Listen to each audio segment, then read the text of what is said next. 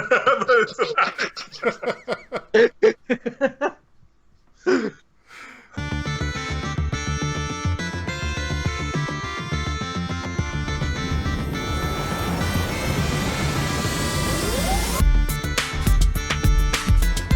and welcome to Biscuit, episode number 43, the first annual Biscuit anniversary podcast. Woo! Yeah. Although, to be fair, we're still like 6 weeks out from when the show actually got good. Yeah. No. No. Well, the show was outstanding to begin with. It was beautiful and brilliant. Say the show probably didn't get good until like last week when we didn't do an episode. So yeah, it's our best episode never. Yes. But I am, as you know by now, RJ Velasky. With me are my co-hosts Jacob Gamble drinking the coffee. That's TJ right. Rathburn, no coffee today. Oh, he's got the water. I've got water too. See? Water. All right. Wait, water? Water, yes, because that's what is that water mixed Primarily? with, TJ? What's that? What's What is my water? No. What is my water mixed with? Just water. TJ's recovering high functioning. Yeah. Gotcha. Finally got something. I'm not trying to die anymore. Right. Wait.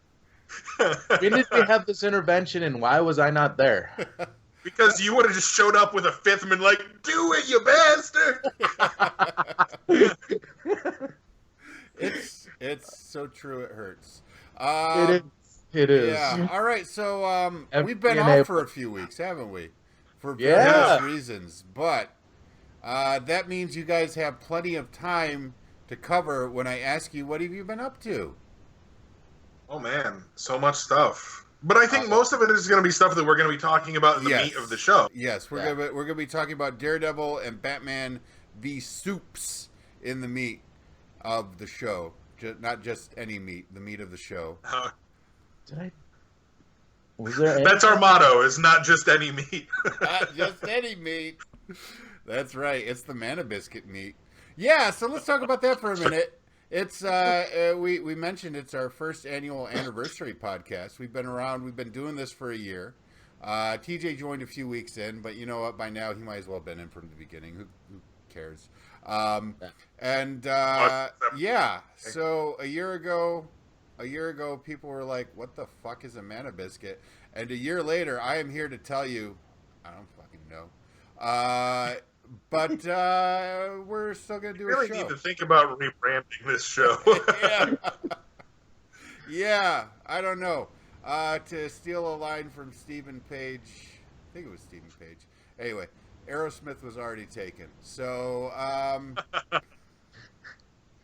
that's what we are, and that's what we're doing. You know what we're doing by now. Hey, I did something just this last week. I thought I was never going to play this game, but I was on call and I couldn't go anywhere, and I just had to play a video game because that's what you do when you sit around. And I got into Destiny. Oh, nice! Really?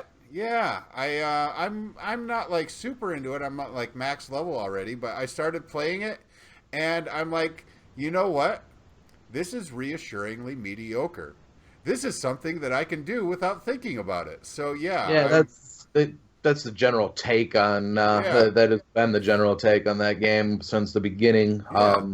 And it's never piqued my interest at all. There's However, something to be said for the mediocre. I mean, Jay, you should know this. You play nothing but fucking cell phone games all the time. Oh, I thought you were going in an entirely different direction. Well, I'm not quite as spiteful there as was you, TJ, but there were about 6 different paths you could have taken for me and mediocre. Yeah, it's like, hey Jay, inform us about mediocrity. Yeah, Jay. Thank you, Marty. The living embodiment of all right. So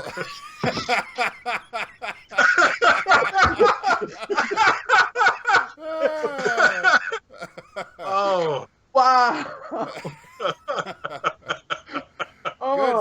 Good stuff. Yeah, no, I don't go for the jugular like TJ does. We have our roles. We play our roles on this show, and I'm the mediator. I'm the guy in the middle.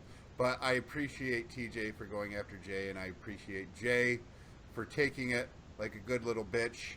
And I would have maybe said for being such a good sport.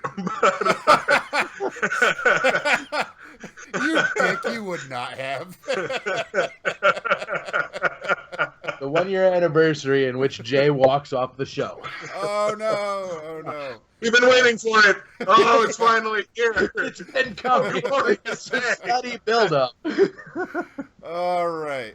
That's good stuff. This is fun. I'm glad we do this show. On occasion, yes. On occasion.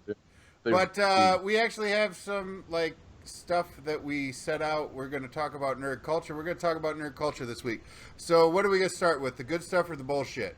Let's start with the bullshit. Yeah. We're going to start with We're going to start with the good stuff so that I can just scream and scream and scream until I lose my voice, and then we can just be over when we hit the Batman. I probably won't scream. That's fair. All right, okay. Well, then we won't start with the bullshit. We'll start with the good stuff. Daredevil started out a little bullshit for me, actually. How many? I disagree, but I disagree too. I felt like it was pretty strong right from the beginning. Okay. How spoilery are we going to get in this? We're gonna hold off. We're not gonna get too spoilery. Jay's only halfway through, and we'll do a spoiler cast later. Yeah, we'll do a spoiler cast next week or the week after. Next week. Jay, if you're not caught up in time, then you're either going to get spoiled or you're off the show for that week. So I'll go with you can come back after. Yeah. I liked it. I liked it thoroughly. Yes. From the very beginning, I felt like it had a better pacing than Jessica Jones did. Now, especially, I liked Daredevil more than Jessica Jones in a way, but now with the 2 seasons, it's not fair to compare them anymore, but it's just so far above and beyond. If there's a Jessica Jones season 2 that comes out, I don't know how they're going to top what they've done in this season of Daredevil. It's put such a commanding lead on what you can do with television, especially in the kind of Netflix format. It did have one of the same problems that's happened in the first season and happened in Jessica Jones, where they had to have an initial conflict between the main people.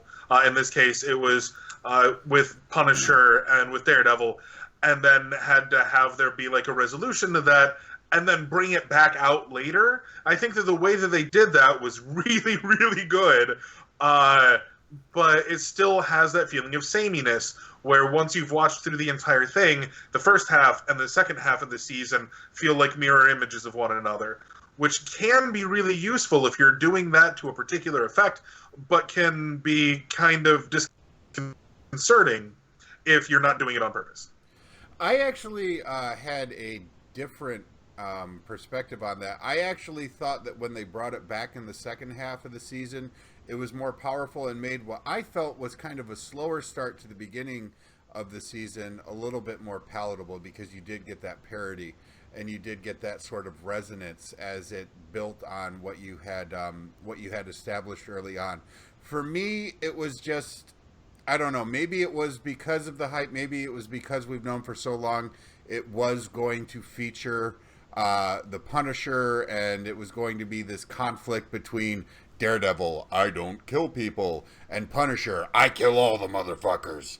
And that, right off the rip, they get into that sort of conflict there, and I don't know, it just didn't have the resonance for me that I thought it might. But when they brought it back after some of the stuff that happens in the middle of the season, and they bring it back and it has that kind of parody and resonance, I think it strengthened the season as a whole. Oh, I disagreed in that regard, because it's simply because of and keep in mind, I'm sorry guys, this is mildly spoilery. If you don't want to hear this, fast forward 2 minutes. But what the conversation on the rooftop, you're one bad day away from being me, the interchange between the Punisher and Daredevil ultimately was, it was one of those conversations that I thought that I thought really resonated because he is. I mean, Daredevil and I would every agree with that superhero point. really is just one bad day away from being I, canceled. I think that was Right. and that was a great moment. And I know I've seen some of the people that watch the show call out that moment on Facebook as well. So I hopefully it's not too spoilery. But this is you're good. You're good. We won't spoil too much more. Or we'll warn if we do. Okay, but yeah, on the whole, excellent season. I still like the first season more. Oh, that the stairwell fight. Yes, Oh, good. was a deliberate homage. Was a deliberate homage to that, but they pulled it off so well. They pulled it It was off so well. good. And yeah, so good. And to your point about it being, better than Jessica Jones, we had that back on a previous episode, the argument between Jessica Jones and Daredevil. And yeah, I would still esteem Daredevil higher. Absolutely. Especially now. Like that second especially season. now that there's now, like you said, you can't compare it You know what because I mean? it's 2 seasons. But ultimately, if you take each season as a block, ultimately it does top Jessica Jones for me. Yeah. However, Daredevil season 1 still does not top Jessica Jones. For me. Well, And I was just really, yeah. I was really impressed, especially in that I'm not going to spoil too much about it, but just referencing the fight scene, just how remarkable it was that there weren't any like continuity errors or anything in it. Exactly. Yeah. Although there were a couple of things I noticed, not in that particular fight scene, but it did kind of stand out to me just because on the whole it's so great. But there were a couple of moments in fight scenes where it seemed like the editing was just a little off because you could see the punches just kind of clearly miss. And that only stuck out to me because on the whole it's so phenomenal. And yeah, but there were a few moments here and there, but I'm more than willing to forgive those types of things because Yep. And Yeah. like it wasn't. I know a lot of people were saying like, "Oh, it was all done in one take," and it wasn't. If you watch closely, you can see cuts in it, but still, really remarkable scene. And also, I read somewhere that they didn't have enough stuntmen to do the whole thing, so they had guys like running, like they fight, they move on, they'd run around to a different part of the set and set up to get beat up again. That brings back another thing that maybe is minor spoilery, but I don't think it's like a huge spoiler. But there were so many fucking ninjas in this season. So many ninjas. There were I ninjas know. for days. It was just they were just lousy with ninjas. yeah. I'm So not that many far yet. ninjas. So many ninjas. Oh man, there's a point where they're just like, "Oh man, gonna be a ninja fight," and you see like 10 ninjas, and you're like, "Oh, this is gonna be tough." And then like 10 more ninjas, and you're like, Yeah. and then Right. there's like 10 more ninjas, and you're like, "Where are you getting all your ninjas?" Yeah. The ninja store. There's Yeah. a discount. There's a sale at the ninja store. There's a wholesale ninja emporium where they go and they're like, "We need 800 dudes to fight this one guy in a red costume and lose. We just need you to job real bad." Right. Oh, so many ninjas. But yeah, on the whole, Daredevil season 2, A+. We'll spoil the shit out of it later. Yes. All right.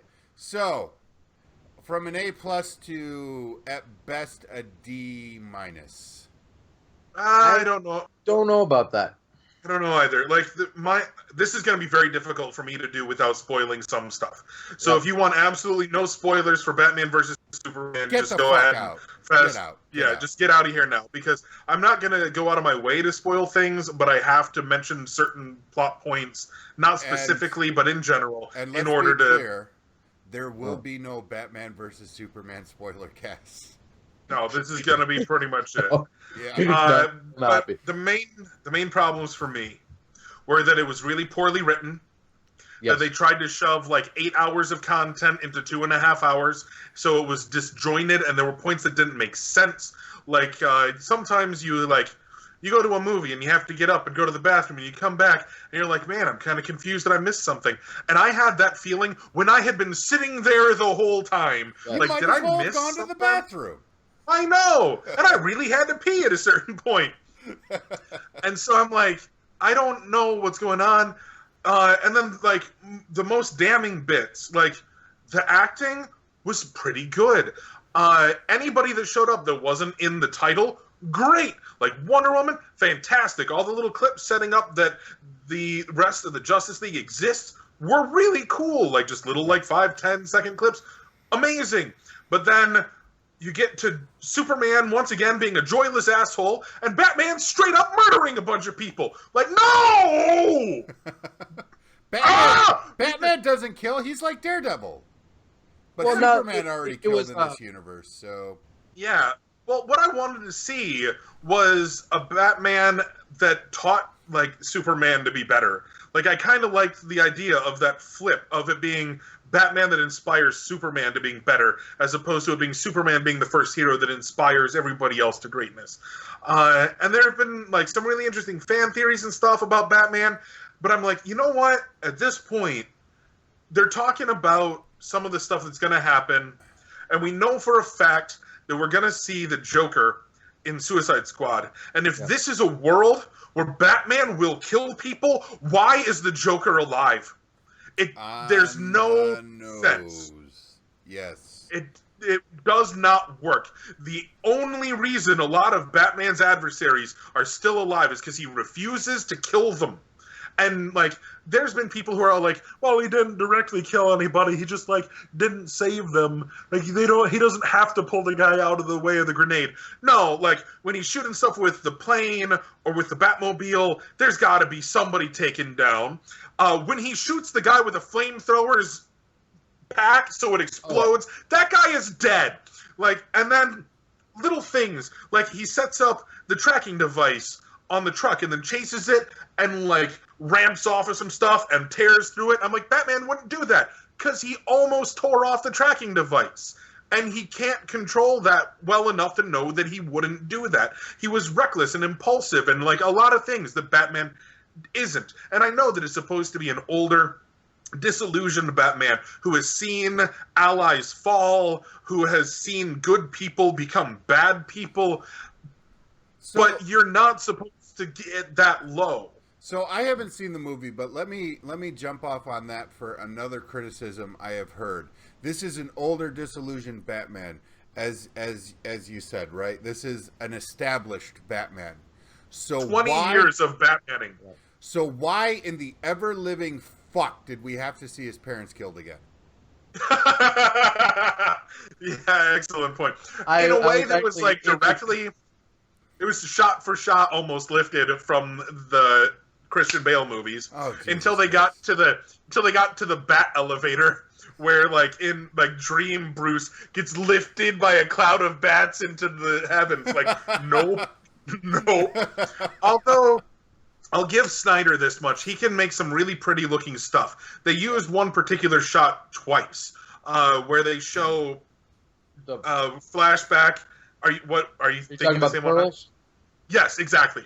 The pearls getting tangled up with the gun of the mugger, and when he pulls the trigger, the hammer breaks the string and sends the pearls everywhere. And that was a really great shot. But the dude is really good, as we've seen with some of his previous works like Watchmen, where he's very good at taking imagery from comic books and translating that to the screen. But it's like he has no understanding of why that imagery works. He saw that it worked in the books, and he lifts it and he puts it on the screen without any of the subtext or anything that made it powerful. But he didn't write it either, did he? Goyer wrote it, and then... he co-wrote it. Goyer wrote it with Snyder, and then when Affleck came in, Affleck brought the guy that helped him write Argo to punch up the scripts, but they couldn't get it quite great. I really liked Batfleck. Fair. I did. I liked everybody in it. I didn't like necessarily the direction that some of the characters went. What about Jesse or Michael Cera 2.0, Jesse Eisenberg? Eisenberg. Yeah. I felt like the role that he was given in the script was very subpar, but that what he did with it was great. If he'd been given a really cool, Lex Luthor, he would have been the best we've ever seen. And they gave him a kind of squirrely, twitchy, crazy Luthor. Better than Kevin Spacey? Kevin Spacey phoned that in. I Yeah, he prayed did. for like a decade, like, please God, give me Kevin Spacey as Lex Luthor and I can die happy. Then I saw that movie and felt just so betrayed. Yeah. Just like, it was terrible. Yeah. Terrible. You know, And he admitted in interviews, like Spacey was like, I didn't want to do this movie, but the director is a friend of mine and asked me to do it, so I said okay. And I just showed up, half-assed it, and walked off. Like, thanks, Spacey. Right. If he could have given us like a Frank Underwood style that's performance what I was as going to Lex say. Luthor, The best Lex Luthor ever is Frank Underwood. yeah. I don't know. Anyway. I love that. I loved Eisenberg as the whole like the half mad Lex Luthor, who is not actually. Yeah, that's not the way Lex Luthor is typically portrayed. But yeah, I liked it. I really did. The whole little crazy giggle thing, and the Jolly Rancher incident was actually really, really funny to me. I liked the way that character. And because Right. Man of Biscuit is the show that it is, I would just like to take a moment and reflect that before the Superman movies of the late 70s and early 80s, similar to Jesse Eisenberg, Gene Hackman was more of an art house actor as well, and he did a fantastic Lex Luthor. Yes, did. he Really did. Yeah. Yeah, actually, the day after, somebody was playing Superman 2, 3, whatever, whichever one that is downstairs, and I stopped and I watched him play for just a moment, and it was good. It was really good. But going back to Schneider for just a minute, ultimately, this guy really needs to he needs to stick with much more post-apocalyptic kind of stuff. He was not good for it. I don't think he should have done this movie. Period. I don't really think so don't. either. They need to take the DC keys away from that guy. Like, he's not. No. Well, there's something else we talked But- about. This is mildly spoilery.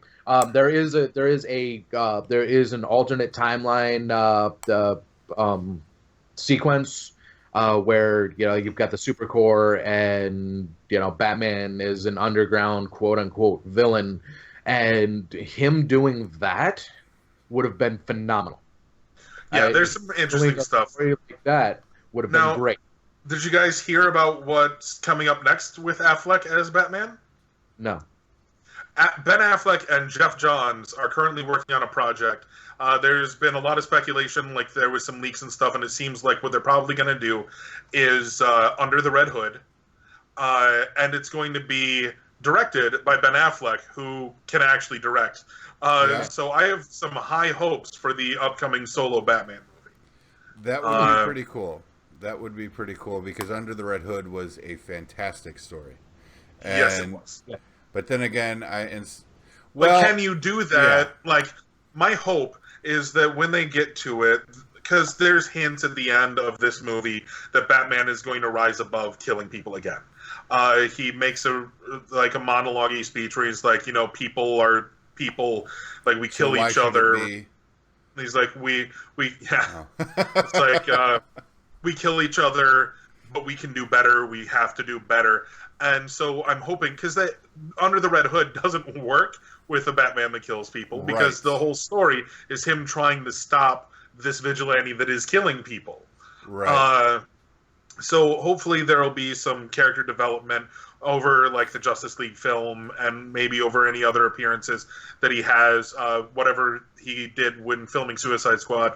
We got a taste of that with the suit and everything else. We know what's about to happen with that. He's going to get his ass kicked. And inevitably spray painted. But, yeah. I mean, we've seen that already. Well, honestly... we saw some other stuff in this one. We saw the Robin suit spray painted, if I recall correctly. Yeah, in the background. So it's already happened. There's some speculation online. This is all fan theory, but there's speculation that the Joker that we see in Suicide Squad is not the original Joker. So this is all fan theory. Right. Like it might not be anything at all. But I read a really compelling theory that could be interesting, but might be just awful if they do it. Yeah, it could go either way. That that they're going to pull something like what they did in Batman Beyond, where the Joker has been killed and has been taken, like his place was taken by Jason Todd, which is why he has like the grills and stuff, because the Joker busted out his teeth, stuff like that, because they did that in Batman Beyond, although they did it with Tim Drake. They had Tim Drake take up the mantle of the Joker. Right. So that could be an interesting story if they do it. We'll see. Who knows? They are setting up that this is kind of an Elseworlds story. This is a different universe, not necessarily identical to the stuff we've already seen. And they've already established multiverse kind of theory in this movie. Yeah, with the appearance of the Flash. So have you guys said everything you wanted to say about this movie? Because I want to take a step back if you have. I mean, there's still so much that I could say, but yeah, whatever. Yeah, there's a lot that could be said. Because what I want to take a step back and do is something that we actually touched on in a previous episode. Looking forward to these to this movie and then the Justice League movies afterwards, when we compared where DC and Marvel were in the cinematic universe, in their cinematic universes, and we talked about how the sort of regimentation of the MCU could be its downfall. Maybe that's still true, but I think what we're seeing right now is what a detriment the lack of that kind of regimentation can be. Yeah, to a certain DC extent, universe. yes. I agree with that to a certain extent. Ultimately, I don't know that. I don't know if after this movie you can legitimately compare them anymore. Well, you DC, have to. You have to. Right, but yeah, but you can't. Marvel is a clear winner at this point. Marvel is absolutely a clear winner. I'm not disputing that. I'm just saying we can still say Marvel's kicking DC's ass, but we can still, as pop culture critics and analysts, which is the service that Man and Biscuit brings to the public, we can take a look. We can take a look at why that's the case. Jay, stop adjusting your camera mid-show. You goddamn amateur. Now, I think that. No, I think that okay. What I was gonna say is that the directions that they've gone as far as having Schneider be able to veer off into this into this disarray that this thing is given. You can't compare them anymore because this isn't even DC Comics. This is I mean, none of those characters are what those characters are, and to saying put you can't compare them anymore is kind of saying the same thing I was, which is that Marvel is kicking their ass, but we can still try and take a look at and see why that is. But I think you've touched on that somewhat as well when you say that they're betraying the essence of the characters in the interest of Zack Snyder's vision, or whatever they're doing in terms of letting people run free and wild with these characters, as opposed to implementing a regimentation that says this is what these characters are, this is our plan moving forward, and you move forward with that. And to a certain extent, I think that what DC is doing is kind of fun. It's not well implemented just yet. It's not well. Snyder has not done a good job with it. But to give rise for artistic freedom.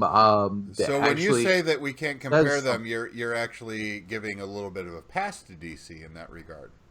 To a certain extent, yes. Okay. I think that it's a wait and see kind of attitude. I think that if they take the keys from Schneider and go, hey, let's give this to a couple of other guys like Ben Affleck, for example, who, Art was outstanding. The Town was outstanding. I mean, he's done some great stuff as far as directing goes. And they also gave Wonder Woman to somebody else. Oh, yeah. Wonder Woman is being directed by the lady who directed Monster. Okay. And honestly speaking, of all the things, I'm way more excited to see Wonder Woman than I was to see Batman vs. Superman. Yes, me as well. Wonder Woman was the high point of this movie, It was amazing. Gal Gadot was awesome. It was one of the few characters that actually felt like the character should. She was going toe to toe with the big bad, like straight up, and easily the most effective in combat out of the big three there. And you could tell, like, she at one point like runs up and just gets battered down, just like knocked way back, and like pushes herself up and smiles, and you're like, oh, that is Wonder Woman. Like the woman that you just like, boom, and she's like, oh, this is somebody that I can really let loose on. And she was great, just great. And now I'm super excited to see that movie. Excellent. Plus, better director and so on and so forth. I've got a lot of hope. Real quick, were you mildly disappointed in? This is not at all spoilery, but the spear scene. Were you mildly disappointed that Aquaman didn't show up? Honestly, I didn't expect him to show up. What I expected them to do was to hand it off to Wonder Woman, who's been out there with a sword and a shield and just wrecking stuff. I'm like, give her the kryptonite spear, because she can use weapons.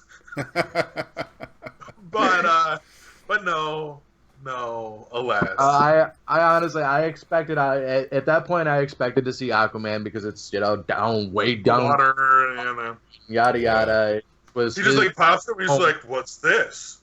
Oh, do I need to wreck some stuff? I'm Jason Momoa. Flex. Yeah. Call Drogo, bitches. But like other little stuff that I really like. I like the Cyborg stuff.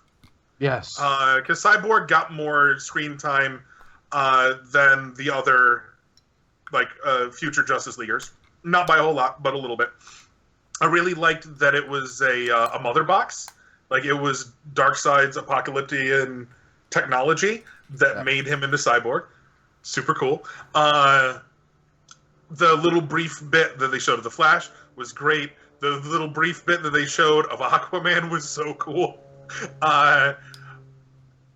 There's so much stuff in there that could have been really good. But I think that this was one of those things where we had predicted it in advance, that not giving themselves the room to breathe that Marvel had done. Right. Where they just set up individual film, and then the big thing really came back to bite them.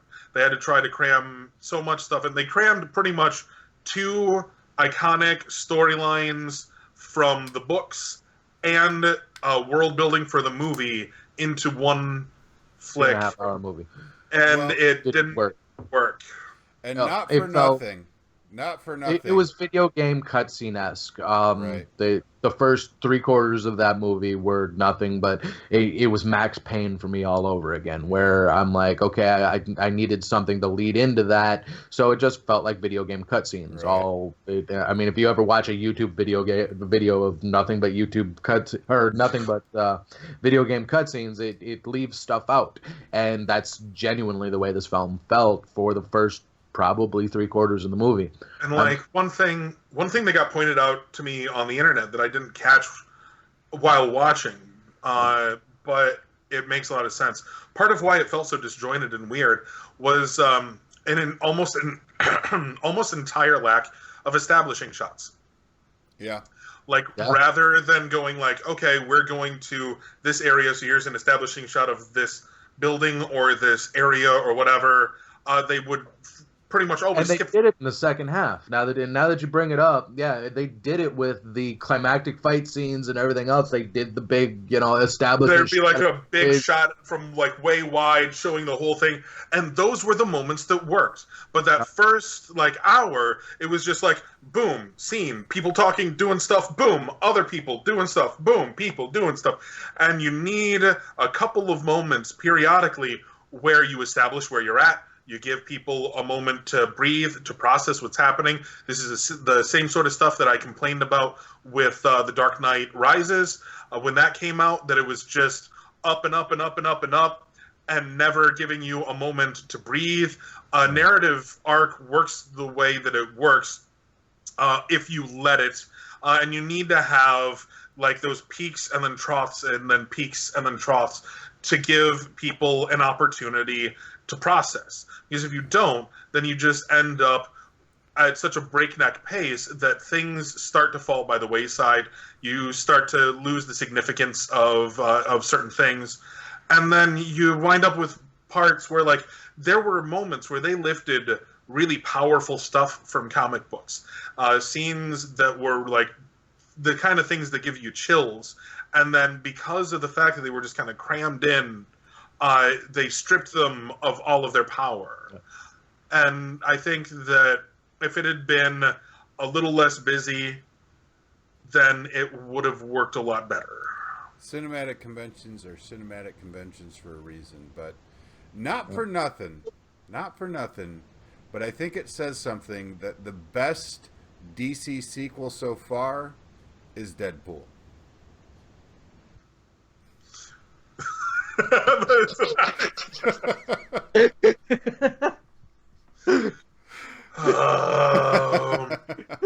By the way, but speaking of Deadpool, did you guys see that it is officially the highest grossing R-rated movie of all time?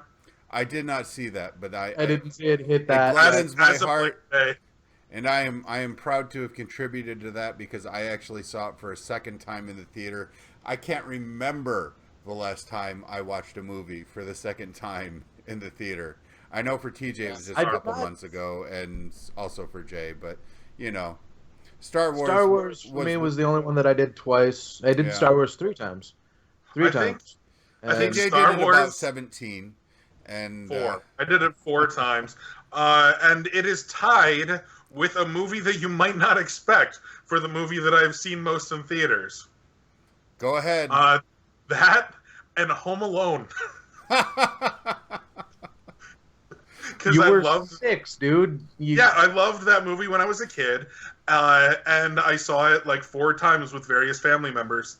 And then I think the next one after that is probably Aladdin. In terms of movies that I've seen, like when I was a kid, you know, you'd go with your parents and then like a friend or like your aunts and uncles or whatever, and then Not me. My family was Baptist. We didn't go to movies. Yeah, my family didn't go to movies. A black abyss. I went with my grandparents and thus only saw movies once. My parents, I can count on one hand, 2 fingers. Actually, the movies that my parents took me to, and that was Star Trek: The Voyage Home, and The Voyage Home was the one with the whales, right? Yes. Mm-hmm. Yes. So it was that and Throw Mama from the Train were the only 2 movies I ever went to the movie theater with my parents for. Right. And I love it, dude. To this day, I love Throw Mama from the Train. I didn't get it when I was a kid, but that was a great movie, and I am. Yeah. Well, we are at the J references Throw Mama from the Train again on the podcast moment. Again? Yeah. Yes. Oh. Yeah. It's okay though. I like so that movie. I think that's about time to wrap it up. I don't know. Any closing thoughts? Vito and Billy. Nothing, Jay. Nothing. All right. Any final thoughts on Batman versus Superman or Daredevil or anything else from the weeks that we've been off the air? Whatsoever. In fact, this is the moment in time where I just simply walk off the show because I'm done talking. Oh, okay, poor good. Jay. Yeah. Is it we'll lonely? See you. Is it lonely up there on your cross? We'll see you when we reconvene in like 6 weeks. Right, yeah. Something like that. But thanks for watching this week on our anniversary week. As always, I am RJ Velasky, and for Jacob Gamble, for TJ Rathburn, I am RJ Velasky, and we will see you next week, maybe. I don't know. I got my fingers crossed. We'll see how it turns out. Bye-bye. Bye. Bye-bye.